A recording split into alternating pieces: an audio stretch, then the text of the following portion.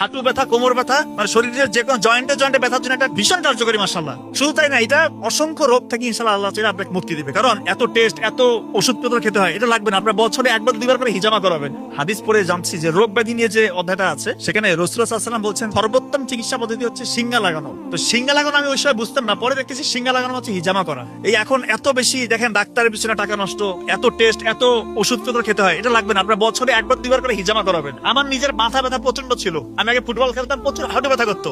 একটা সেশন নিয়েছি হিজামার। হিজামা যদি কেউ সত্যি করতে ভালো মতো হিজামাটা করাইতে পারে, হিজামা থেরাপি যদি ভালো হয়, আপনি হিজামা করালে ইনশাআল্লাহ মাথা ব্যথা থাকবে না। হাঁটু ব্যথা, কোমর ব্যথা, মানে শরীরের যে কোনো জয়েন্টে জয়েন্টে ব্যথার জন্য এটা একটা মারাত্মক রেজাল্ট, ভীষণ কার্যকরী মাশাআল্লাহ।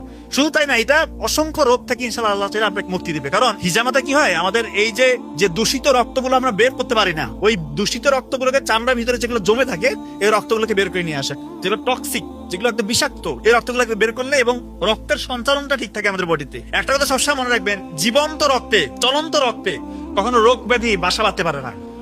এই জন্য হিজামা আপনারা করার চেষ্টা করবেন।